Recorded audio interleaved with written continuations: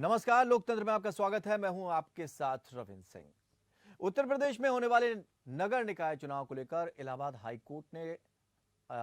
High court की Lucknow bench ने अहम फैसला सुना दिया। हाईकोर्ट ने बिना ओबीसी आरक्षण के नगर निकाय चुनाव कराने का फैसला सुनाया है। कोर्ट ने कहा कि जब तक ट्रिपल टेस्ट ना हो तब तक ओबीसी आरक्षण नहीं होगा। सरकार या निर्वाचन आयोग बिना ओबीसी आरक्षण के चुनाव करवा सकता है। अब कोर्ट के फैसले के बाद प्रदेश में पक्ष विपक्ष में जुबानी जंग छिड़ गई है।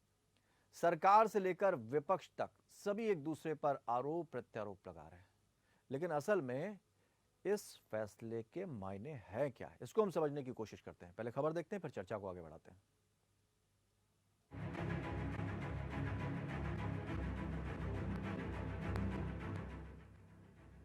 उत्तर प्रदेश में होने वाले नगर निकाय चुनाव को लेकर इलाहाबाद हाईकोर्ट की लखनऊ बेंच ने अहम फैसला सुनाया। हाईकोर्ट ने बिना ओबीसी आरक्षण के नगर निकाय चुनाव कराने का फैसला सुना दिया है। कोर्ट ने कहा कि जब तक ट्रिपल टेस्ट न हो तब तक ओबीसी आरक्षण नहीं होगा। सरकार या निर्वाचन आयोग बिना ओबीसी आरक्षण के चुनाव करवा सकते हैं। इलाहाबाद हाईकोर्ट की लखनऊ बेंच ने 70 पेजों का फैसला सुनाया। हाईकोर्ट का फैसला आने के बाद मुख्यमंत्री योगी आदित्यनाथ ने कहा कि प्रदेश सरकार नगरीय निकाय सामान्य निर्वाचन के परिप्रेक्ष्य में आयोग गठित कर ट्रिपल टेस्ट के आधार पर अन्य पिछड़ा वर्ग के नागरिकों को आरक्षण की सुविधा उपलब्ध कराएगी। इस मुद्दे पर प्रदेश सरकार के डिप्टी सीएम ब्रजेश पाठक ने कहा कि इसका पूरा परीक्षण कराया जाएगा। हम चुनाव के लिए तैयार हैं। माननीय न्यायालय के फैसले के प्रति मिलते ही हम उसका परीक्षण कराएंगे और परीक्षण कराने के बाद ही कुछ कह पाएंगे। लेकिन चुनाव के लिए हम लोग तैयार थे और पहले से ही, लेकिन माननीय न्यायालय ने जो निर्णय दिया है उसका परीक्षण करा के हम आपसे कुछ बात कह पाएंगे। आएगी स्ट्रेटजीज के बाद क्या रहेगी, किस तरीके से चुनाव के लिए तो हम लोग तैयार हैं। आदरणीय अध्यक्ष जी के साथ बैठेंगे और फैसले की प्रति के अनुसार फिर परीक्षण करा के आगे बढ़ेंगे। उधर यूपी के डिप्टी सीएम केशव प्रसाद मौर्य ने कहा कि बिना ओबीसी आरक्षण निकाय चुनाव नहीं होंगे। सुप्रीम कोर्ट जाना पड़ेगा तो जाएंगे। केशव, समाजवादी पार्टी पिछड़ा वर्ग विरोधी है। सपा की बयानबाजी से कोई फायदा नहीं। मेरा वादा है, भाजपा है, आरक्षण है और रहेगा। कोर्ट के फैसले के बाद प्रदेश में पक्ष विपक्ष में जुबानी जंग छिड़ गई है। सरकार से लेकर विपक्ष तक सभी एक दूसरे पर आरोप प्रत्यारोप लगा रहे हैं। नेता प्रतिपक्ष और समाजवादी पार्टी के राष्ट्रीय अध्यक्ष ने सरकार पर निशाना साधा और सीधा हमला बोला। अखिलेश यादव ने कहा कि आज आरक्षण विरोधी भाजपा निकाय चुनाव में ओबीसी आरक्षण के विषय पर घड़ियाली सहानुभूति दिखा रही है।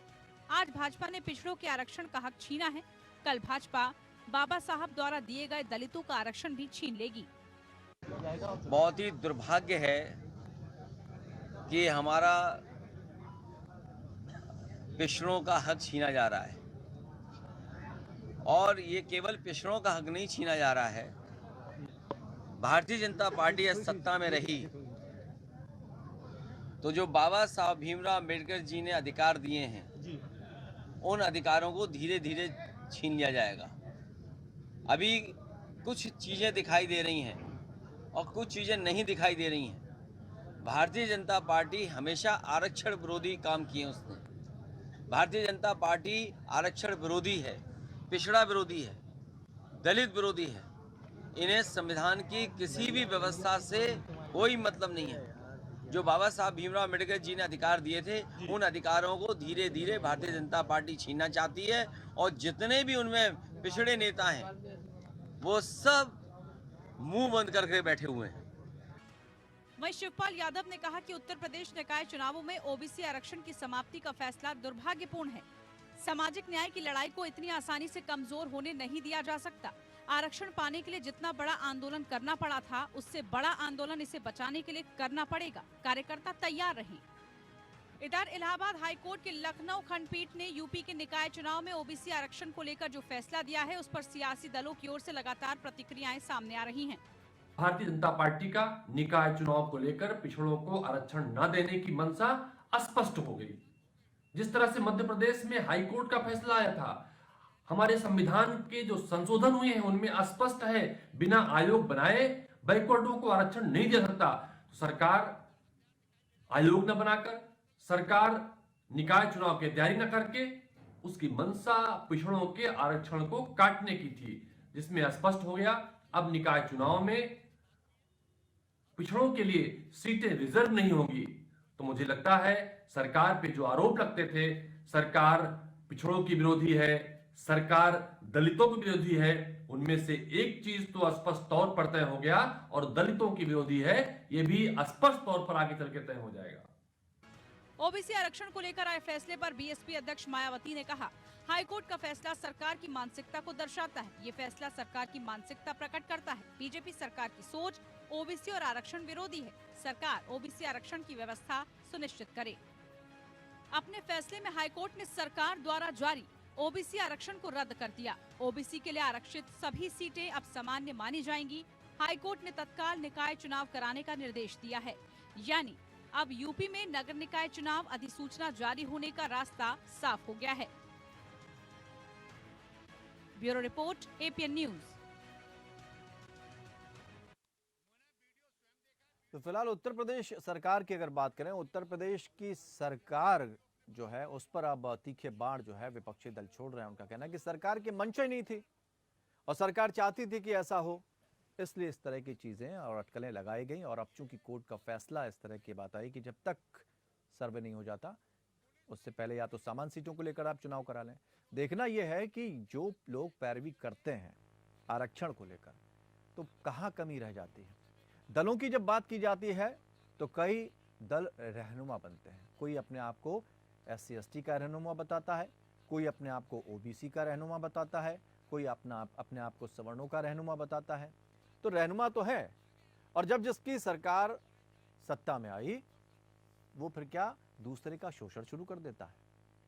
ये राजनीति है। लेकिन जब हम राष्ट्रवाद की बात करते हैं, राष्ट्र को एक करने की बात करते हैं, सबके साथ सबका विकास की बात करते हैं, सबको एक मंच पे लाने की बात करते हैं, तो फिर यहां पर आकर सुई अटक क्यों जाती है, यहां पर आकर दोहरा मापदंड क्यों हो जाता है, तो न्यायालय को दखल देना पड़ जाता है। क्योंकि जिस तरह की चीजें हुई हैं उससे ये हैरान कर देने वाली बात जरूर है, और ये बात भी उठती है कि क्या एक वोट बैंक के तौर पर अब तक OBC SC ST इस्तेमाल होते हुए आए हैं। अगर ऐसा है तो अब ये उन्हें समझ लेना चाहिए कि उनका नेता कैसा होना चाहिए। सबके समान अधिकार की बात जरूर की जाती है और संविधान ने अधिकार भी दिया है समानता का, और उसको लेकर 50% आरक्षण SC ST OBC के नाम और 50% आरक्षण अन्य के लेकर दिया गया है। वक्त पर जो भी पार्टी सत्ता में आती है वो अपने अपने हिसाब से काम करना शुरू कर देती है, लूप होल्स तलाशती है, और उसके बाद सियासत को कैसे गरमाया जाए इस पर वो कहीं ना कहीं चीज़ों को इधर उधर करते हुए नजर आती है। तो अब जिस तरह की बात है, ट्रिपल टेस्ट की बात है कि भाई ट्रिपल टेस्ट क्यों नहीं कराया गया। 2017 को लेकर जो सर्वे कराया गया था अधिकारियों के द्वारा, उसको आधार मानकर बात कही जा रही थी। लेकिन अब इलाहाबाद हाई कोर्ट की लखनऊ बेंच ने अपना अहम फैसला सुना दिया है। हाई कोर्ट ने बिना OBC आरक्षण के नगर निकाय चुनाव कराने का फैसला दिया। उनका कहना है कि अगर आप कराना चाहते हैं तो ऐसे ही करा दीजिए। कोर्ट ने कहा कि जब तक ट्रिपल टेस्ट ना हो तब तक OBC आरक्षण नहीं होगा, यानी सारी कार्रवाई होने के बाद ही आरक्षण तय किया जाएगा। सरकार या निर्वाचन आयोग बिना OBC आरक्षण के चुनाव करवा सकता है। अब कोर्ट के फैसले के बाद प्रदेश के पक्ष में विपक्ष में जुबानी जंग छिड़ गई। सरकार से लेकर विपक्ष तक सभी एक दूसरे पर आरोप लगा रहे हैं, यानी हर कोई गंगा में स्नान करना चाहता है कि भाई इस मुद्दे का फायदा कौन उठा सके। लेकिन जिसका नुकसान होना है उसका क्या नुकसान नहीं हो रहा। ये जो टेनिस की बॉल की तरह अक्सर राजनीति में आरक्षण का उपयोग किया जाता है, तो आखिर ठगा क्यों रह जाता है। कभी मुस्लिम की बात आती है, फिर SC ST OBC की बात आती है, फिर EWS में सवर्णों की बात आ जाती है, कभी आरक्षण को खत्म करने की बात आती है, कभी आरक्षण को आग की तरह बताया जाता है, और कोई आरक्षण को हक के तौर पर देखता है। ये सारी चीजें जो हैं क्यों इस बात की तस्दीक करती हैं कि राजनेता सिर्फ भावनाओं के साथ खिलवाड़ करते हैं। चर्चा को आगे बढ़ाते हैं, फैसले को समझने की कोशिश करते हैं। खास मेहमान के तौर पर संदीप दुबे भारतीय जनता पार्टी की तरफ से हमारे साथ जुड़े हुए हैं, ओमकार नाथ कांग्रेस की तरफ से हमारे साथ जुड़े हुए हैं। प्रोफेसर भुवन भास्कर जोशी प्रवक्ता समाजवादी पार्टी हमारे साथ जुड़े हुए हैं। डॉक्टर सुनील कौशिक राजनीतिक विश्लेषक के तौर पर हम उनका अनुभव लेंगे, वो हमारे साथ जुड़े हुए हैं। और डॉक्टर प्रदीप शर्मा वरिष्ठ अधिवक्ता सुप्रीम कोर्ट हमारे साथ जुड़े हुए हैं। उनसे हम शुरुआत करते हैं। पहले हम जरा इसकी पेचीदगियां समझ लेते हैं कि इस फैसले के मायने क्या है। आप सभी मेहमानों का बहुत बहुत स्वागत करते हैं। प्रदीप जी, थोड़ा सा हम अपने दर्शकों को समझाने के लिए आपसे हम रूबरू होना चाहते हैं और समझना चाहते हैं कि ये जो जजमेंट आया है इसको आप किस तरह से देखते हैं। रविंद्र जी, यूपी सिविक इलेक्शंस को लेकर 2 नोटिफिकेशन जारी हुए जी एक था 5 दिसंबर का और दूसरा था 12 दिसंबर का। जी 5 दिसंबर का जो नोटिफिकेशन ड्राफ्ट नोटिफिकेशन था बेसिकली वो जिसमें कि इलेक्शंस को हेल्ड करने के लिए सुचारू रूप से चलाने के लिए निर्देश दिए गए थे सरकार के द्वारा। जो 12 दिसंबर का नोटिफिकेशन था उसमें सरकार ने अपॉइंटमेंट जो जैसे जब इलेक्शंस होते हैं तो आपको पता है कि कुछ ऑफिसर्स की ड्यूटी लगती है उसके अंदर जी उसमें जो अपॉइंटमेंट था जो लोकल सिविक अथॉरिटीज थी उनकी जो और ऐसे ऑफिसर्स जिनका की अपॉइंटमेंट अभी मतलब जो टेन्योर था कार्यकाल था वो अभी खत्म होने वाला था उनको लेकर था 2 पर्टिकुलर नोटिफिकेशंस को कोर्ट ने इंटरवीन किया और इसको रोका गया है फॉर द टाइम भी।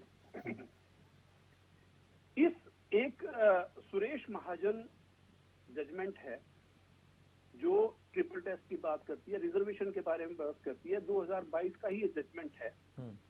उसी को बेस बनाते हुए सारा जो चर्चा में आज हम बैठे हैं ये सारा उसी के इर्द गिर्द चलती है। ठीक है। सुरेश महाजन की जो जजमेंट है उसके अंदर ट्रिपल टेस्ट का फॉर्मूले को फॉलो करने के लिए सुप्रीम कोर्ट की गाइडलाइंस हैं। सुप्रीम कोर्ट ने उन गाइडलाइंस को कहा है कि जब भी इलेक्शंस होंगे, पर्टिकुलरली यूपी इलेक्शंस में जब हम बात कर रहे हैं तो जो यूएलबी बोलते हैं उनको, अर्बन लोकल बॉडीज के जो इलेक्शंस होंगे उसके अंदर उसने ये कहा है कि आपको ट्रिपल टेस्ट फॉर्मूले को फॉलो करना पड़ेगा, पहले वो करना पड़ेगा। ठीक है रविंद्र जी, सबसे पहले मैं ये जानना पड़ूंगा क्योंकि हम सब लोग तो जानते हैं कि ट्रिपल टेस्ट फॉर्मूला है क्या, लेकिन आम जनता को शायद इसके बारे में नहीं पता, तो मैं 1 मिनट में बहुत कम शब्दों में इसके बारे में बता दूंगा। Triple test formula basically 3 step process है। 3 स्टेप प्रोसेस का मतलब ये है कि पहले तो स्टेट गवर्नमेंट को अपॉइंट करना पड़ेगा एक कमीशन। वो कमीशन जब अपॉइंट हो जाएगा वो कमीशन डाटा कलेक्ट करेगा ऑफ द उस कम्युनिटी का, ओबीसी कम्युनिटी का जो भी डाटा है वो उसको करेगा, फिर रिजर्वेशन करेगा इलेक्शन में कि कितना % रिजर्वेशन होना चाहिए अर्बन लोकल बॉडीज के इलेक्शंस के अंदर। ठीक है। तो ये भी ध्यान में रखना है साथ साथ कि टोटल जो रिजर्वेशन है सब कुछ मिलाने के बाद वो 50% के बियॉन्ड ना जाए। ठीक है। ये भी उस जजमेंट का एक पार्ट है। तो इन सब चीजों को ध्यान में रखते हुए ये ट्रिपल टी फॉर्मूला को बनाना है और उसके बाद फिर आगे जो प्रक्रिया है चुनाव की लोकल बॉडीज के वो शुरू होगी। ठीक। इसके साथ एक और सर्वे की भी बात हो रही है प्रदीप जी। वो सर्वे ये है कि रैपिड ओबीसी रैपिड सर्वे, इसकी संवैधानिकता को किस तरह से देखा जाए? देखिए, कोई भी रिजर्वेशन है, पहले तो रविंद्र जी ये बता दें कि वो सुप्रीम कोर्ट की गाइडलाइंस है कि वो बियॉन्ड 50% नहीं जा सकता है। ठीक है। वो 50% अगर किसी भी तरह का रिजर्वेशन अगर 50% की जो डेडलाइन है उसको क्रॉस करेगा तो वो असंवैधानिक हो जाएगा, अनकॉन्स्टिट्यूशनल हो जाएगा। तो अब अगर इस इलेक्शन की अगर हम बात करें, इसमें 2-3 चीजें देखना बहुत जरूरी है। जी। मेरा मानना यह है कि जब कोई भी जजमेंट भी है, कोई भी सुप्रीम कोर्ट है या हाई कोर्ट से या कोई भी, हम सब लोग कॉन्स्टिट्यूशन से बंधे हैं। कॉन्स्टिट्यूशन में एक्ट्स की एक अपनी महत्वता है, इम्पोर्टेंस है।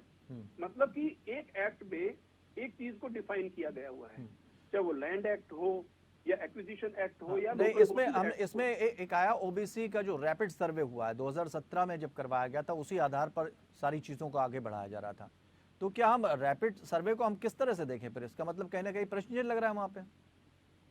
नहीं, रैपिड सर्वे का मतलब ये है कि बेसिकली क्या है कि जब भी इलेक्शन होगा, सुरेश महाजन की जो जजमेंट मैंने आपको बताया, उसमें पहले आपको वो ट्रिपल टेस्ट का जो फॉर्मूला पता है, रैपिड सर्वे डिफरेंट, लेकिन सुप्रीम कोर्ट की सुरेश महाजन की, क्योंकि जो इलाहाबाद हाई कोर्ट का जो जजमेंट भी आज आया है, इसमें ये कहा गया है, इसके ऊपर रोक क्यों लगा दी गई है जो इलेक्शन प्रोसीजर के ऊपर, उसमें जो मेन पॉइंट लिया गया वो ये लिया गया कि आपने ट्रिपल टेस्ट का फॉर्मूला फॉलो नहीं किया। तो जब ट्रिपल टेस्ट को वेल डिफाइन किया हुआ है सुरेश महाजन में, तो रैपिड फॉर्मूला जो भी रहा हो 2017 में, आज की डेट में स्थिति ये है, सुप्रीम कोर्ट की गाइडलाइंस ये है कि हमने एक चीज आपको डिसाइड करके दे दी एक पर्टिकुलर जजमेंट में। ठीक है, अच्छा हम अगर इस फैसले के जरिए हम समझें तो इससे फायदा किसका हुआ और नुकसान किसका हुआ? रविंद्र जी, फायदा नुकसान की बात नहीं है, मैं आपको दोनों प्रोस एंड कॉन्स बता देता हूँ जी। ये एक इलेक्शन हुआ, इसमें क्या है कि ये है, अगर ओपीसी SC ST की सीटों को छोड़ दिया जाए, हाँ, और ट्रिपल टेस्ट को फॉलो ना किया जाए, तो सारी सीट को आप एज जनरल ट्रीट करेंगे, ये जजमेंट का पार्ट है। ठीक है, मैं जो बताना चाह रहा था आपको कि यूपी जो उत्तर प्रदेश जो सरकार राज्य है, जब लोकल बॉडीज की बात करें तो ये दो तरह के एक्ट से डिफाइन होता है, दो तरह के एक्ट से बंधा हुआ है। वो एक्ट है, उसके जो प्रोविजंस हैं वो 1916 में म्युनिसिपैलिटी एक्ट है 1916 का नंबर 1, दूसरा है 1959 का म्युनिसिपल कॉर्पोरेशन एक्ट। ठीक है, कोई भी एक्ट जब होता है रविंद्र जी, कोई भी जजमेंट, कोई भी लॉ उसके बियॉन्ड नहीं जा सकता, क्योंकि टर्म्स एंड कंडीशन जब आती हैं तो उस एक्ट को हमें ध्यान में रखना, इट इज ए मस्ट। आप उसको दरनिगार नहीं कर सकते, देखना ही देखना पड़ेगा, उसके बाहर नहीं जा सकते, जो 4 बाउंड्री उसने दी हुई है उनके बियॉन्ड नहीं जा सकते। ठीक, सरकार का कहना ये था कि उन्होंने फॉलो किया है जो 1916 में म्युनिसिपैलिटी एक्ट 1916 का जो है, और जो म्युनिसिपल कॉर्पोरेशन एक्ट 1959 का है, उसको फॉलो किया है। साथ में एपेक्स कोर्ट की गाइडलाइंस को भी, रिजर्वेशन के बारे में जो गाइडलाइंस दी है उनको भी फॉलो किया है, और कोटा उसके बेस पे कोटे को डिफाइन किया है लोकल बॉडीज के इलेक्शन के लिए। ठीक है, चलिए अब हम जरा चर्चा को खोल देते हैं। संदीप दुबे जी, विपक्षी दल कह रहे हैं, बड़ी किरकिरी कर रहे हैं आपकी, और कह रहे हैं कि सरकार की मंशा ही नहीं थी, और सरकार की जो ओबीसी आरक्षण को लेकर एक जो नीयत थी वो अब सबके सामने आ गई।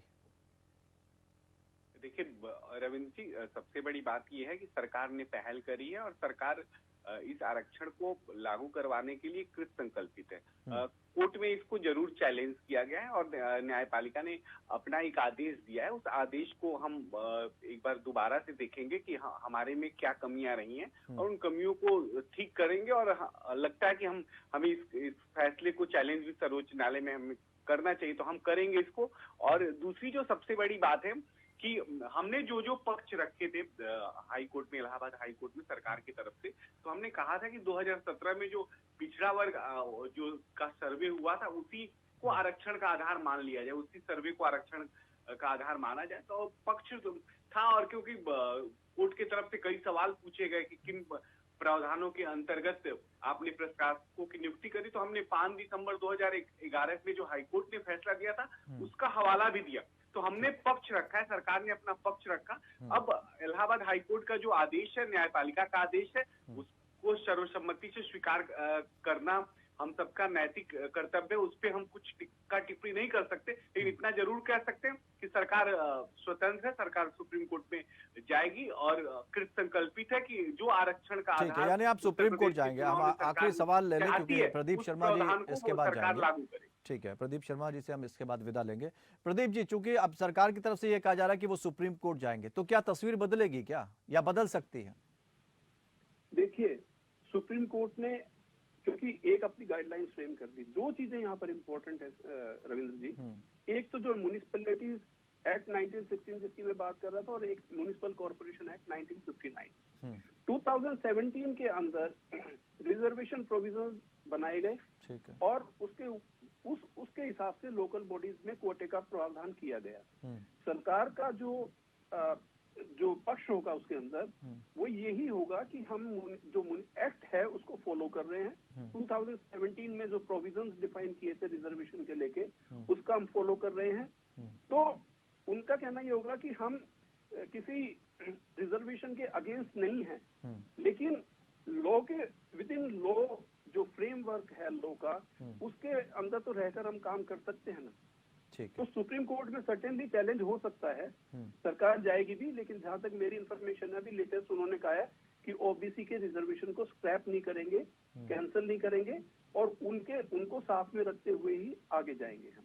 चलिए प्रदीप जी, आपका बहुत बहुत शुक्रिया, क्योंकि हमें तमाम तकनीकी जानकारियां भी आपसे समझनी थी, जिससे हम आगे चर्चा को बढ़ा सकें। एक छोटा सा यहाँ ब्रेक लेंगे, बाकी हम आगे बढ़ेंगे। तो आप जरा जो दल हैं, सभी राजनीतिक दल, उनसे हम समझने की कोशिश करते हैं कि आखिर वो जिस तरह का आरोप प्रत्यारोप लगा रहे हैं, उसमें उनकी अपनी भूमिका अब तक क्या रही है। और आरक्षण को लेकर चूंकि निकाय चुनाव होने वाले थे और अब वहां पर प्रश्न चिन्ह लगा है, विपक्षी दल लगातार कह रहे हैं कि ये सरकार की मंशा ही नहीं थी और इससे नुकसान हुआ है ओबीसी वर्ग का। अब इन सब बातों को हम समझने की कोशिश कर रहे हैं। सारे मेहमान हमारे साथ, पूरा पैनल इस वक्त जुड़ा हुआ है। प्रदीप शर्मा जी से हमने तकनीकी जानकारियां ली कि कानूनी पहलू क्या कहते हैं इन सारी चीज़ों को लेकर। अब हमारे साथ प्रोफेसर भुवन भास्कर जोशी भी, प्रवक्ता समाजवादी पार्टी, जुड़ चुके हैं। एक बार फिर से सभी का स्वागत करते हैं। और सबसे पहले हम ओमकार नाथ आपके पास आना चाहेंगे और समझना चाहेंगे कि आप कैसे देख रहे हैं इस फैसले को। देखिए, अब इसमें देखने ना देखने कोई बात नहीं है।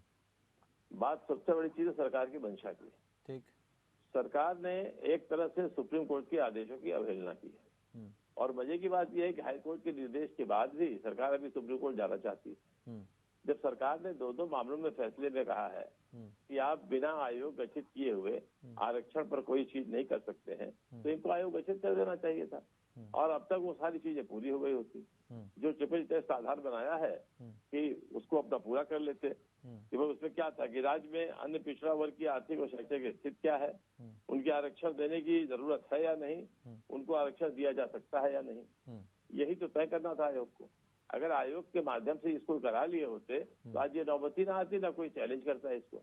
तो सरकार ने अपने आप अपने लिए एक परेशानी खोल ली है, और इसके दो तरीके समझ में आते हैं। एक तो वो इलेक्शन से भाग रही है, क्यों भाग रही है समझ में नहीं आ रहा है, और दूसरी चीज ये है कि या तो फिर वो उसने तय कर रखा है कि अब आरक्षण को समाप्त कर दिया जाए और केंद्र प्रकारेण ऐसी व्यवस्था कर दी जाए कि लोग आरक्षण के मामले में अपने को हतोत्साहित कर जाए और फिर जनरल इलेक्शन करा दिया जाए। जैसे हाईकोर्ट ने आदेश दिया है कि आप इलेक्शन करा सकते हैं, लेकिन आप आरक्षण नहीं लागू कर सकते हैं जब तक आप आयोग नहीं बिठाते हैं।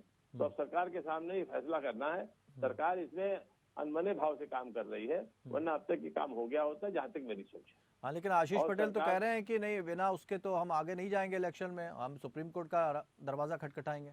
तो नहीं, सुप्रीम कोर्ट तो अपनी मंशा जाहिर कर दी है। सुप्रीम कोर्ट तो उनको यही कहेगा कि भाई आप पहले आयोग बिठा लिए और उसके हिसाब से काम कीजिए, उसे वहां जाके समय क्यों बर्बाद कर रहे हैं। इनको हाई कोर्ट के आदेश को मानना चाहिए और आयोग बिठा देना चाहिए। सुप्रीम कोर्ट के आदेश का तो हवाला तो हाई कोर्ट ने दिया है, हाई कोर्ट ने कोई नया आदेश नहीं दिया है। अभी जाना चाहते तो जाए, वहां से इनको वही आदेश मिलेगा जो हाई कोर्ट ने किया है। ठीक है, संदीप दुबे जी, आधे अधूरे काम करते हैं आप, जिस वजह से खामियाजा भुगतना पड़ता है। आरक्षण विरोधी हैं आप, या आपकी मंशा पर सवाल खड़े कर रहे हैं? रविंद्र जी, देखिए, पहले ही शायद हमें हमारे कांग्रेस के साथी ने विषय को नहीं सुना। वो अपनी बातें रख रहे हैं, ठीक है, राजनीतिक पक्षकार हैं और उनको अपनी बातें रखनी चाहिए। साफ साफ पहले भी कहा गया कि सरकार ने अपना पक्ष रखा हाई कोर्ट के अंदर, और हमने कहा भी है कि 2017 में जो पिछड़ा वर्ग का जो सर्वे हुआ था उसी को आरक्षण का आधार माना जाए, ऐसा सरकार चाहती भी है। अब हाईकोर्ट ने जो भी फैसला दिया, उस फैसले पक्ष रखा, उनका कहना है कि आप पहले से क्यों नहीं चीजें तय होती हैं, जब सारे रास्ते ही साफ हैं। ये बताइए रविंद्र जी, क्या कांग्रेस के लोगों ने ये सोचा कभी गरीबों के लिए, ओबीसी के लिए? कौन सोचा? हम ही ने सोचा। आज जब हम सोच रहे हैं, उसको पूरा करना चाहते हैं, तो इनको राजनीतिक हर विषय में राजनीति दिखता है, इनको अपना दीवा स्वप्न पूरा होते नहीं दिखता। तो ये इनकी कमी है, ये अपनी सोच में बदलाव करें। ये तो हर विषय पे राजनीति को आगे रख के सोचते रहते हैं। हम आप कुछ नहीं कर सकते हैं, इसमें बात समझने की है। देखिए, आप जो बात कह रहे हैं, सवाल इस बात का 2017 का फॉलो आपने किया, रूल रेगुलेशन जो था, लेकिन जब सुप्रीम कोर्ट का एक फैसला आ गया तब 2017 तो पीछे हो गया ना। आपको या तो आयोग बिठाना चाहिए था, और जब हाई कोर्ट ने निर्णय दे दिया तो आप सुप्रीम कोर्ट जाने की आवश्यकता उसमें नहीं है। भाई, जब वो कह रहे हैं कि ये फॉलो जो आप 2017 के रेगुलेशन को मान रहे हैं वो अमान्य है सुप्रीम कोर्ट के द्वारा, तो आप क्यों बात कर रहे हैं? इलेक्शन क्यों आप क्या कहते हैं लिंग अनुमान करना चाह रहे हैं? 31 जनवरी को इनका समय खत्म हो जाएगा, उसके बाद यहाँ पर फिर वही जो म्युनिसिपल कमिश्नर है वही मेयर का काम ठीक है। करेंगे। भुवन तो भास्कर अगर आप जोशी जी, इसको क्या आप इस से- बात से सहमत हैं कि सरकार जो है उसकी मंशा नहीं है चुनाव कराने की, जानबूझकर लेट कर रही है? देखिए, आज जब न्यायालय का निर्णय आया उससे जो बात हम पहले से कह रहे हैं कि जो भारतीय जनता पार्टी की सरकार है यह निश्चित तौर पे ओबीसी वर्ग का आरक्षण छीनना चाहती है, और हम देख पा रहे हैं कि उन्होंने इसके लिए ना तो प्रॉपर होमवर्क करा, ना इन्होंने आज तक ओबीसी आयोग का, जो कोर्ट ने भी कहा है, कानून का विद्यार्थी होने का मैंने विषय को अच्छे से अध्ययन करा है, और कोर्ट ने भी कहा है कि ओबीसी आयोग का गठन सरकार अब तक क्यों नहीं कर पाई। निश्चित तौर पे सरकार अपने जो संवैधानिक दायित्व है उसको निभाने में सक्षम नहीं हो पाई, और निश्चित तौर पे ये इनका फेलियर है। और हम कहना चाहते हैं जो बाबा साहब अंबेडकर ने जो आरक्षण की जो व्यवस्था दी, निश्चित तौर पे हम कहना चाहते हैं कि भारतीय जनता पार्टी पिछड़ों के आरक्षण के साथ साथ निश्चित तौर पे मैं कहना चाहता हूं अनुसूचित जाति जनजाति के लोगों का भी आरक्षण छीनना चाहती है, ऐसी इनकी भावना से हमें लगता है। और लेकिन निश्चित जो तौर पे दल हम ये कहना चाहते हैं, भुवन जी, जो दल रहनुमा बनते हैं SC ST OBC के आरक्षण के लिए, वही कुछ कर लेते हैं। देखिए, लगातार रविंदर जी हम आपके माध्यम से, अन्य माध्यमों से, हमारे नेता माननीय अखिलेश यादव जी ने भी इस विषय को उठाने का काम करा है, और हम बार बार समाज को, लोगों को जागरूक करने का काम कर रहे हैं कि भारतीय जनता पार्टी की जो नीति और नीयत है वो बाबा साहब के, अंबेडकर साहब के जो संविधान है उसकी मूल भावना से खिलवाड़ करना चाहती है। निश्चित तौर पे आज जो संवैधानिक संकट सा खड़ा हो गया है वो इसलिए खड़ा हो गया कि भारतीय जनता पार्टी अपनी जवाबदेही से बच रही है और अपने होमवर्क को ठीक से कर नहीं पाई। ठीक है, सुनील कौशिक जी, आपने सबको सुना, संविधान से खिलवाड़, मूल भावना से खिलवाड़, सत्ता में तो हर कोई आया और सबको कदम उठाने चाहिए थे अपने अपने वर्गों के लिए, लेकिन क्या लगता है कि वर्तमान में जो तस्वीर सामने आ रही है वो पिछली तस्वीरों को भी साफ कर रही है कि पहले कुछ किया गया होता तो इस बार इनको प्रेरणा मिल जाती, ये कुछ कर सकते थे जिससे आने वाले कल को प्रेरणा मिल जाती, लेकिन SC ST OBC तो ठगा ही रहता है, हर बार उसके साथ यही भावनात्मक खिलवाड़ होता है। क्या कहना चाहेंगे आप? देखो रवीन जी, मुझे बहुत हंसी आ रही है सुनकर आपकी पूरी डिबेट को, चाहे सपा के प्रवक्ता कह रहे हो, भाजपा के कह रहे हो, कांग्रेस के कह रहे हो। एक सवाल इन पे अपने आप नहीं पूछ सकते कि नगर पालिका, नगर निगम चुनाव से पहले क्या CCC फॉर्मूला लागू हुआ कि नहीं हुआ, उससे पहले आपने मांग की कि नहीं की? क्या CCC फॉर्मूले पर सुप्रीम कोर्ट का जो आदेश है उस पर सरकार ने तैयारी की कि नहीं की? क्या OBC आयोग बनाया कि नहीं बनाया? ये सब लोग नहीं जानते थे क्या? ठीक बात। मतलब आप उसका इंतजार कर रहे हैं कि सरकार क्या फैसले लेगी, फिर हम लोग कोर्ट भेजेंगे, फिर हम लोग सरकार को घेरेंगे, सरकार ये कहेगी कि हमने साहब 2017 में सर्वे करा लिया। क्या विपक्ष में बैठे हुए राजनीतिक दलों को नहीं पता था ये कि केवल और केवल 2017 के आरक्षण के जो सर्वे के आधार पर ही सरकार चुनाव कराने जा रही है? क्या सुप्रीम कोर्ट ने जो कहा कि OBC आयोग बनेगा, उसके जो भी उसने फॉर्मूला तय किया उसके आधार पर OBC आयोग सरकार को सिफारिश करेगा? ये हुई क्या? क्या चुनाव से पहले किसी भी राजनीतिक दल ने ये मांग उठाई हो कि जो आगामी निकाय चुनाव होने रहे हैं, माननीय सुप्रीम कोर्ट का जो 2017 का आदेश था उसके आधार पर नहीं होंगे? तो सबसे पहले मैं कह रहा हूँ, घोषणा होने से पहले या चुनाव की तैयारी होने से पहले ही विपक्ष में बैठे हुए राजनीतिक दल इस बात को कहने लगते हैं। एक बात। दूसरी बात ये बताइए कि इस सुप्रीम कोर्ट के आदेश पर क्या बिहार में, क्या मध्य प्रदेश में, क्या महाराष्ट्र में ये प्रकरण नहीं हुआ? क्या राजनीतिक दल इस बात से परिचित नहीं थे क्या कि नगर निकाय चुनाव में जाने से पहले इन राज्यों में इस तरीके का प्रकरण हुए हैं और सुप्रीम कोर्ट में जाने के बाद OBC आयोग बनने के बाद ही चुनाव हुए हैं? किस दल को दोषी दोगे रवीन जी? ठीक है, ओमकार जी, जवाब है कोई आपके पास? बहुत क्लियर बात कही उन्होंने कि जब तक मुद्दा उछलता नहीं, आप मुद्दे को बुलाने के लिए बैठे रहते हैं कि एक मुद्दा हाथ में आए और हम दल को घेरने की कोशिश करें, उससे पहले सब सोए रहते हैं। नहीं, कोई नहीं सोया हुआ था। ये सरकार की जिम्मेदारी है आयोग के गठन की, और सरकार, हम मुतमईन थे कि सरकार विपक्ष की कोई जिम्मेदारी नहीं। विपक्ष नहीं, इंतजार की क्या करे कि कब जिम्मेदारी है? काम होगा, कब हम विपक्ष की मुद्दे को बात बना लें। सरकार सुनती है, विपक्ष की बात सरकार सुनती है। ये सरकार न्यायालय की बात नहीं सुनती, विपक्ष की क्या सुनेगी? तो मतलब आप आवाज उठाना छोड़ देंगे? वो तो ये कह रहे हैं कि इससे पहले ट्रिपल टेस्ट की आवाज को किसी ने उठाया। रमेश जी, इसी की तो हम आवाज उठा रहे हैं। हम जो जन यात्रा कर रहे हैं वो इसी की आवाज उठा रहे हैं। और सवाल इस बात का है कि जो डॉक्टर साहब बता रहे हैं जिस चीज को कि भाई आपने क्यों नहीं किया, इनको क्या मालूम कि क्यों नहीं किया गया होगा।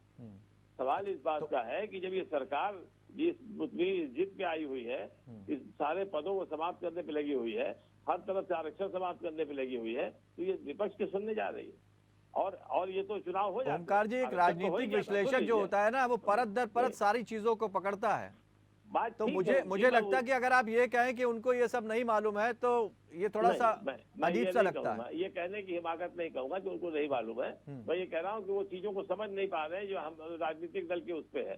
कोई जरूरी नहीं है कि वो एकदम पूर्ण दक्ष ही हो डॉक्टर साहब, लेकिन उन्होंने जो बात कही है वो पते की बात कही है। देखिए, चुनाव हर व्यक्ति चाहता था, हर राजनीतिक दल चाहता था। आरक्षण की इन्होंने एक विधि अपनाई और उस विधि में जब चैलेंज हो गया तो ये सारी चीजें सामने आई।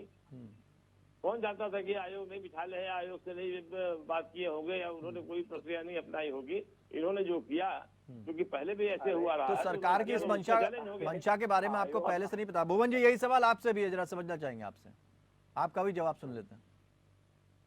देखिए, मैं इतना कहना चाहता हूँ, जब प्रजातंत्र में जो सरकार होती है उसकी जवाबदेही होती है कि वो प्रशासनिक अधिकारियों की मदद से अपने जो चुनाव की है उसकी तैयारी करे, उसको अच्छे से कराने की। नहीं, ये तो सरकार की बात है, ठीक है। हमने ओमकार जी से भी वही सवाल पूछा, बहुत वाजिब सवाल उन्होंने बोला है कौशिक साहब ने। उन्होंने कहा कि आपको ये सारी चीजें पहले से पता नहीं थी क्या, कि जो एक चुनाव होने जा रहा है उसमें ट्रिपल टेस्ट पहले कराया गया या नहीं कराया गया, अगर होगा तो फिर क्या होगा।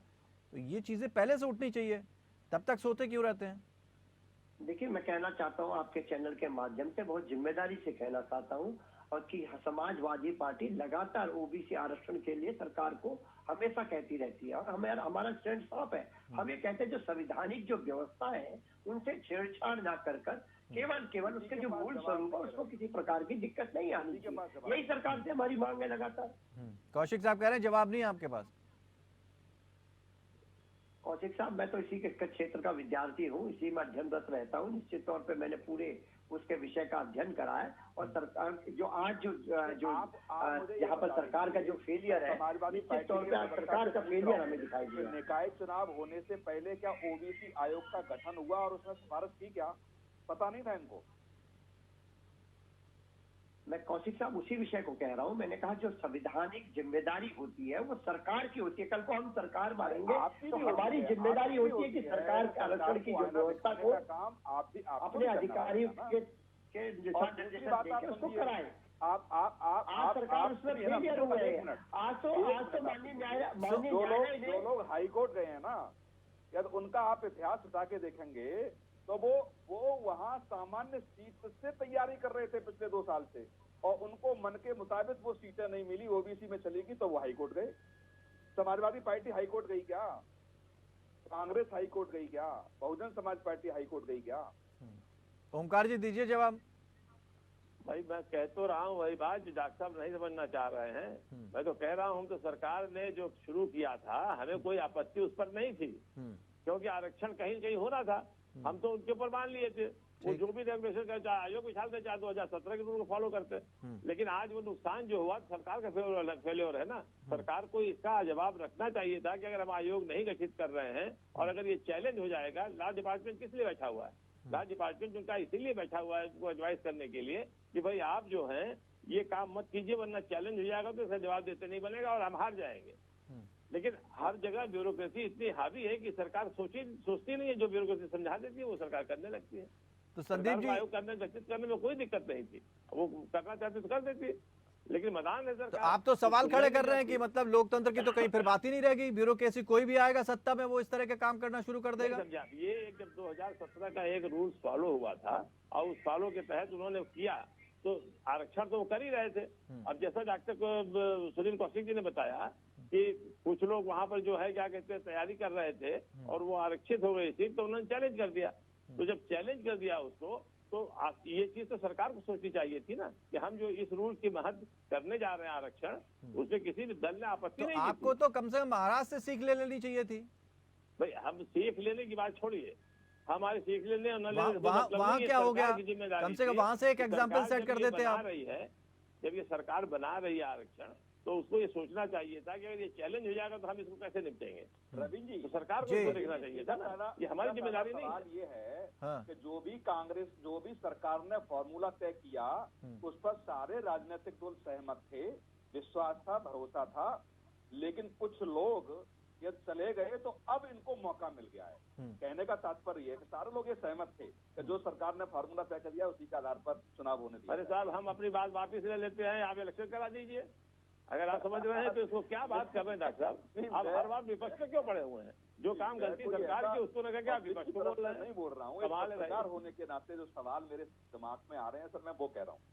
नहीं, आपके दिमाग में जो सवाल आ रहे हैं वो सीधे विपक्ष पे आ रहे हैं। अब सरकार की जिम्मेदारी नहीं लगी, नहीं, विपक्ष की जिम्मेदारियों पर तो सवाल पूछे जाएंगे ना।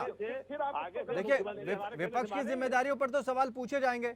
अगर विपक्ष ये कहता है कि हम मजबूत विपक्ष के तौर पे, आप लोग मजबूत नजर कहाँ आते हैं? हमने अपना पक्ष रख दिया, हमने अपना पक्ष ये रखा। बात पक्ष रखने की नहीं है, हक के लिए पक्ष की बात नहीं होती, हक के लिए तो लड़ाई लड़नी पड़ती है। रविंद्र जी, हम कहाँ इसमें लड़ाई जिस आदमी ने ये ऑब्जेक्शन किया है उस ऑब्जेक्शन का जवाब तो सरकार को देना है ना, विपक्ष को नहीं देना है। और विपक्ष को बताएगा भाई सब चीज के लिए। कौशिक साहब जी, मैंने कि विपक्ष से मैं सवाल तब नहीं पूछता तब इस आदेश के खिलाफ विपक्ष में बैठे हुए राजनीतिक दल हाईकोर्ट गए होते। विपक्ष में बैठे राजनीतिक दल कोई गए ही नहीं हाईकोर्ट, इसलिए विपक्ष से पूछ रहा हूँ कि जो थोड़ा ये कि जो सरकार को आएगा वो मन के मुताबिक कर लेगी। लेकिन एक बात तो ये है, जो विपक्ष सवाल खड़े कर रहा है कि सरकार की मंशा पर सवाल खड़े हो रहे हैं, वो तो खड़े हो रहे हैं ना कि सरकार आधे अधूरे काम करके आगे जाती है, वो देने ही नहीं चाहती आरक्षण। तो अगर मायावती के लगातार ट्वीट आ रहे हैं जिस तरह के कि इससे नियत साफ हो गई सरकार की, वो चाहती नहीं कि आरक्षण लागू हो, SC ST OBC को खत्म करना चाहती है, तो ये तो कहीं ना कहीं साफ हो रहा है। ऐसा है क्या? आपसे समझना चाह रहा हूँ। हाँ नहीं, देखो तो विपक्ष में बैठे हुए जो दल हैं वो कह रहे हैं, बिल्कुल मैं उनकी बात से सहमत हूँ, लेकिन मैं इस बात से सहमत नहीं हूँ कि जब आप बहुत आगे निकल गए तब आपको याद आ रहा है। यदि हाई कोर्ट ने ये निर्णय नहीं दिया होता, फिर आप तो सरकार ने जो किया वो किया ना। 2017 में चुनाव कैसे हुए, जरा दोनों बैठे हुए राजनीतिक दलों को पूछ लीजिए, निकाय के चुनाव 2017 में कैसे हुए थे? वो तो मैं कह ही रहा हूँ डॉक्टर साहब, आप हमारी बात तो 2017 से लेकर के 2022 आ गया, 5 साल आपके पास कह रहा हूँ। और दूसरी बात कहने का जो मतलब है वो सिर्फ इतना है कि हमें इस आरक्षण से कोई परेशानी नहीं, सुप्रीम कोर्ट के सरकार को देखना था कि आरक्षण लागू करा पाएगी कि नहीं करा पाएगी।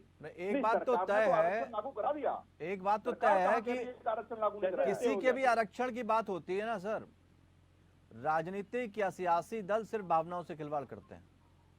इतने लंबे समय से कभी कभी इसे आरक्षण की आग कहा जाता है, यानी एक व्यक्ति के अधिकार को तमाशा बना के रख दिया और वो अधिकार उसको अभी तक नहीं मिल पाए हैं, वो अपने ही अधिकार के लिए मारा मारा फिर रहा है। तो इस पे हम किसको कहें कि सबने बहुत अच्छा काम कर दिया है। एक छोटा सा ब्रेक हमें यहाँ पर लेना होगा, लेकिन क्यों संविधान के हवाला देकर ये कहा जाता है कि भाई इस तरह की चीजें हैं, 50-50% जब बटा हुआ सारी चीजें हैं, बिल्कुल क्रिस्टल क्लियर है, उसके बाद लूप होल्स तलाशने की कोशिश क्यों की जाती है? सियासत के मंच पर आकर सब पीछे क्यों धकेल दिए जाते हैं और उसके बाद अपनी अपनी डफली, अपना अपना राग को लेकर और जो फैसला आया है कोर्ट का, उससे ये कहा जा रहा है कि सत्ता दल को आईना दिखाने की कोशिश की गई, लेकिन इसका नुकसान किसको उठाना पड़ रहा है? अगर मान लीजिए चुनाव हो जाते हैं तो फिर क्या स्थिति बनेगी? इन सारी चीज़ों को हम समझने की कोशिश कर रहे हैं। संदीप जी, आपसे समझना चाहेंगे, जब सरकार से ये बात की गई, पूछा गया, तो उन्होंने कहा कि 2017 का जो OBC सर्वे हुआ था उसको आरक्षण का आधार बताया और उसी को ट्रिपल टेस्ट मान लिया गया। अब ये स्थिति हास्यास्पद नहीं हो जाती है? नहीं रविंद्र जी, हास्यास्पद स्थिति नहीं है। सबसे बड़ी बात है कि OBC के लिए, पिछड़ों के लिए सोच कौन रहा है? हमारी सरकार सोच रही है। ट्रिपल टेस्ट और आपने एक सर्वे करा कर रख दिया, वो खाना पूर्ति हो गई, बात खत्म हो गई। यशस्वी, और अगर वो उसमें सच्चाई होती तो फिर कोर्ट इस तरह का आदेश पारित नहीं करता। चुनाव होंगे वो OBC आरक्षण को लागू करके ही होंगे। तो एक सरकार ने अपनी मंशा पूरी तरह से जाहिर कर दी है। और एक बात और स्पष्ट है, मैं आपको साफ साफ कहना चाहता हूँ कि जो भी न्यायपालिका का आदेश होगा, सरकार कृत संकल्पित है, उसका पालन करेगी। हमने ट्रिपल टेस्ट के लिए आयोग गठन करने का भी यशस्वी मुख्यमंत्री ने घोषणा कर दी है, आदेशित कर दिया है। और ओबीसी आरक्षण को लागू करके चुनाव होगा, सरकार कृत संकल्पित है। एक बात मैं सिर्फ कहूंगा कि विपक्ष के लोग सिर्फ राजनीति करते हैं। समाजवादी पार्टी की सरकार थी, उन्होंने क्यों नहीं ओबीसी वालों वो के लिए राजनीति सोचा? कर रहे हैं कांग्रेस संदीप जी, की लेकिन सरकार एक बात तो आप रईसपुर समझा में उन सकते लोगों ने हैं कि क्यों नहीं बाकी सोचा? तो देश संदीप जी, के लिए, बाकी देश लोग के गरीबों के लिए, क्या दलितों प्रबुद्ध के लिए, लोगों का पिछड़ों अकाल के है लिए क्या? सिर्फ और सिर्फ भारतीय जनता पार्टी सोचती है। नहीं, प्रबुद्ध लोगों का अकाल है क्या कि उनको नहीं पता कि इसके लूज पॉइंट्स क्या क्या है, कहाँ कहाँ पे सुई अटक सकती है, कहाँ दिक्कतें आ सकती हैं, इन सारी चीजों को दरकिनार कर जाता है, जो कि बहुत इजी वे में सारी चीजें पता है, सारे नियम कायदे कानून है। टिक्का टिप्पणी हम नहीं कर सकते, पक्षकार नहीं बन सकते। बात पक्षकार की नहीं है संदीप जी, हम तो सवाल ये कर रहे हैं कि जब भी आप किसी नियत के साथ या किसी नीति के साथ आगे बढ़ते हैं तो सारे स्टेप्स तो क्लियर है ना, सारे कानून आपको पता है, सारे नियम आपको पता है, उसके बाद भी अगर इस तरह की स्थिति बनती है तो फिर सवाल खड़े होना लाजमी है कि क्या भैया प्रबुद्ध लोगों का अकाल पड़ गया। अब न्यायपालिका के एक बार आदेश जो है वो आदेश पूर्णतः आज देखने के बाद ही पता चलेगा कि उसमें और हम क्या क्या कर सकते हैं। लेकिन इतना है कि हम संकल्पित हैं, न्यायपालिका का जो भी आदेश होगा उसका भी पालन करेंगे। सुनील कौशिक जी, एक बात और समझना चाहेंगे, अगर लीगल सर्वे नहीं हुआ तो फिर आयोग जो अधिसूचना जारी करता था, किस आधार पर वो जारी कर सकता था? तो ऐसे तो आयोग पर भी सवाल खड़े होने लगे। देखो, जो आयोग ने किया, जो सरकार ने मंशा रखी, निश्चित तौर से आयोग भी कटघरे में आता है। दूसरी बात करीब मैंने 4 राज्यों का एग्जाम्पल, और क्या आयोग या ब्यूरोक्रेसी के लोग होते हैं आयोग में, तो क्या उन लोगों को नहीं पता था इन 4 राज्यों में क्या हुआ है इसी नगर निकाय चुनावों को लेकर के? लेकिन उन्होंने जो फॉर्मूला सरकार ने दिया उसी पर उन्होंने चुनाव करने की सहमति दी। बिल्कुल मैं मान रहा हूं कि सरकार का निर्णय गलत, आयोग का निर्णय गलत, और उससे ज्यादा विपक्ष में बैठे हुए राजनीतिक दल की जो आंख बंद करके जो उसको स्वीकार कर लिया। मैं दोनों पक्ष को बोल रहा हूँ, इसमें विपक्ष की भूमिका को भी नहीं नकारा जा सकता है। विपक्ष की भूमिका भी बड़ा अहम होती है। नगर निकाय के चुनाव आने वाले हैं और तमाम मामले हाईकोर्ट और सुप्रीम कोर्ट में रहे, सारे राजनीतिक दल इस बात से परिचित है, और उसके बावजूद यदि किसी फॉर्मूले से किसी प्रदेश की सरकार चुनाव कराने जा रही है तो विपक्ष में बैठे हुए राजनीतिक दलों का ये दायित्व बनता है तो वहां सवाल सबसे पहले वहीं खड़े कर दिए जाएं। लेकिन सवाल खड़े नहीं किए गए, और सवाल खड़े करने के बाद फिर दूसरी बात क्या है कि कम से कम सरकार ने निर्णय लिया, उसके खिलाफ कम से कम राजनीतिक दलों को कोर्ट की शरण लेनी चाहिए थी, लेकिन कोई भी राजनीतिक दल कोर्ट नहीं गया। अब जो भी हाई कोर्ट का निर्देश आया उसमें सब रोटियां सेक रहे हैं, सब सरकार पे सवाल खड़े कर रहे हैं, उससे पहले सरकार पे सवाल खड़े नहीं किए। जो भी लोग हाई कोर्ट गए जिन्होंने रिट दायर की, यदि हो सकता है कि उनके मन के मुताबिक उस सीट का आरक्षण तय हो जाता तो मुझे लगता है चुनाव हो रहे होते।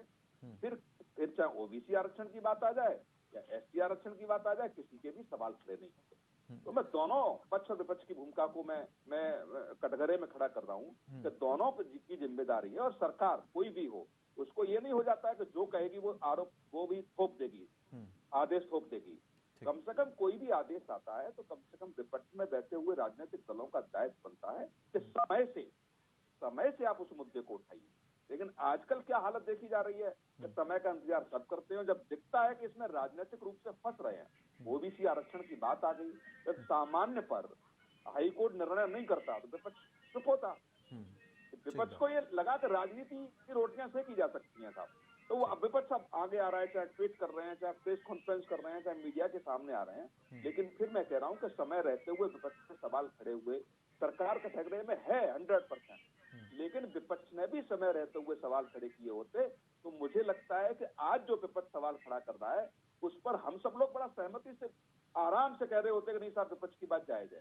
ठीक बात है, ऐसी अगर सरकार की मंशा पर सवाल खड़े हो रहे हैं तो विपक्ष की मंशा पर भी सवाल खड़े हो रहे हैं। बहुत बहुत शुक्रिया आप सभी मेहमानों का हमारे साथ इस चर्चा में शामिल होने के लिए। लेकिन सवाल यही है कि ये सारी चीजें देखने में तो आ रही हैं, कोर्ट ने तो अपना फैसला सुना दिया है, लेकिन असल बात तो ये है कि जिन लोगों को आरक्षण का लाभ मिलना था वो अपने आप को ठगा सा महसूस कर रहे हैं। अब देखना यह है कि सरकार कह रही है हम सुप्रीम कोर्ट जाएंगे, आगे का रास्ता किस तरह से साफ होगा, क्योंकि अगर विपक्ष ये कह रहा है कि सरकार की मंशा नहीं है चुनाव कराने की, तो ये भी अपने आप में पता लग जाएगा, क्योंकि सरकार अपनी मंशा क्लियर कर चुकी है कि वो ओबीसी आरक्षण को लेकर जब तक बात पूरी नहीं हो जाती तब तक आगे नहीं जाएगी। फिलहाल इतना ही, नमस्कार।